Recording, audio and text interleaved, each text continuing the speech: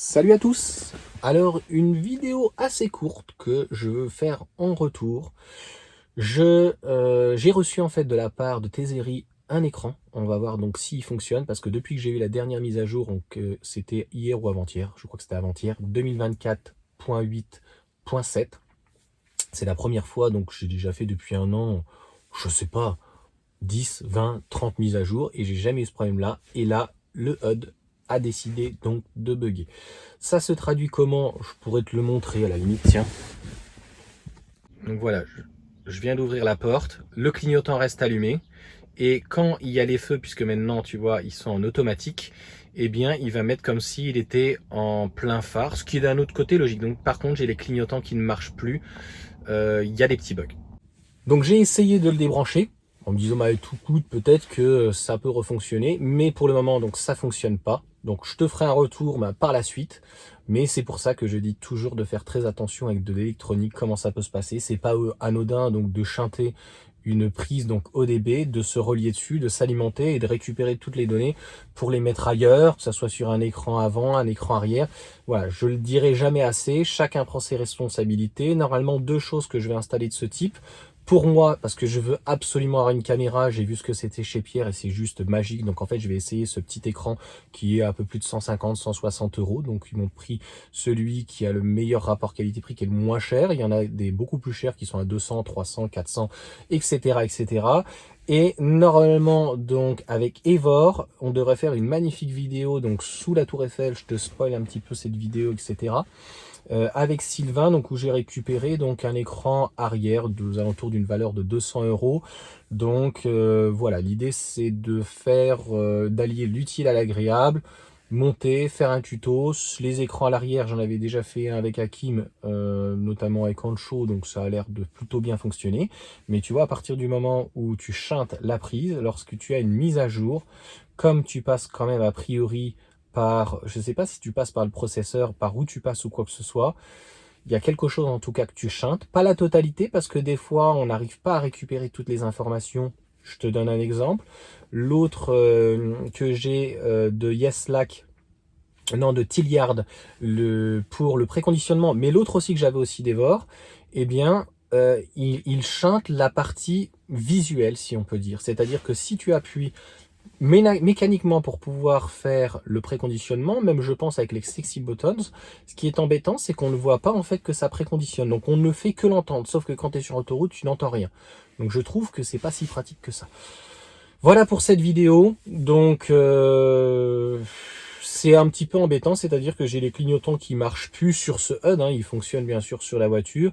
Il faut pas que ça engendre, tu vois, autre chose. Donc voilà, chacun devra prendre ses responsabilités, de faire très attention. Ce n'est pas anodin.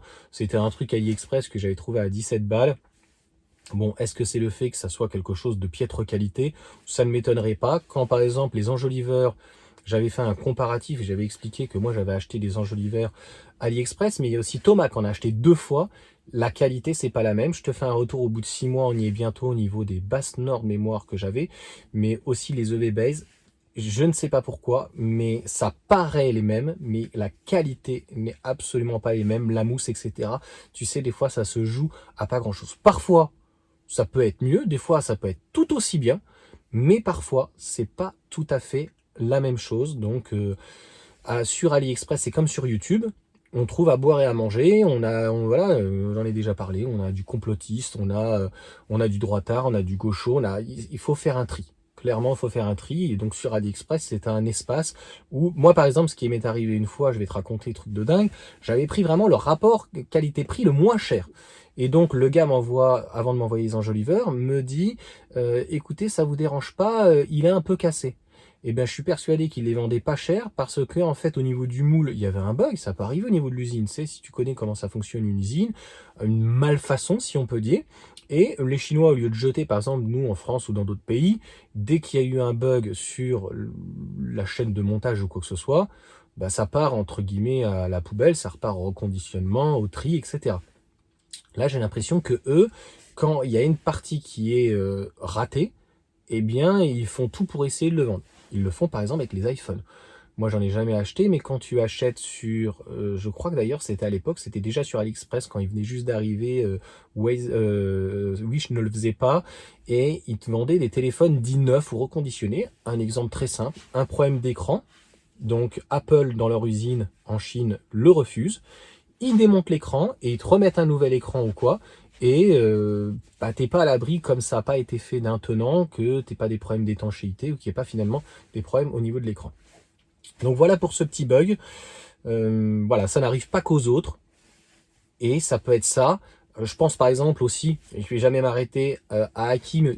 On pourra faire une vidéo peut-être ensemble. Donc comme je t'ai dit, on a fait l'écran donc arrière avec Hakim. Et j'avais pas le temps de pouvoir passer. C'était un mercredi, j'avais les enfants, etc. Il a voulu faire donc le frunk. Donc il y a deux types de choses qui existent donc avec le frunk. Il y a Yacine pour le coup, quand on avait fait les barres de toit ensemble, il m'a montré, ça coûtait, donc il l'a acheté sur AliExpress 60 €, mais pareil, tant que ça marche ça va, mais le jour où ça bloque, que t'es dans la merde, je sais pas comment ça se passe. Donc c'est un système qui est très simple, tu poses en fait le capot donc au niveau de la gâchette, et la gâchette se referme électroniquement. Tu rappuies, pas qu'elle se rouvre, elle se referme, etc. Là, c'était carrément d'avoir donc des vérins. Il en a eu pour, je crois, 400-500 €. Il en a profité. Et en fait, le pauvre, il pourra mettre en commentaire ou quoi, il n'a jamais pu réussir à les installer. Ça a été l'horreur. À un moment donné, le pauvre, il n'avait pas pensé à mettre un scotch ou quelque chose pour bloquer. Et il me dit, comme un con, j'ai fermé le coffre et j'avais débranché donc la batterie 12 volts. Et donc finalement, c'est un de ses voisins qui avait une batterie. Je sais même plus comment il m'a dit qu'il a réussi donc à chacunter le truc, à rouvrir le coffre. Mais j'y tiens. Là, par exemple, l'écran, je vais le faire avec Pierre parce que il est plus doué que moi. Très concrètement, il m'a dit qu'il en avait eu pour 1 heure. Et je te dirai ce que j'en pense. Et c'est pas donné non plus à tout le monde. Et là, par contre, Hakim a dû passer une demi-journée sur le frunk, donc le coffre avant motorisé. Et c'est très très très compliqué. Et là, c'est là où, tu vois, je veux m'arrêter dans ce genre de choses, les portières, les machins et tout.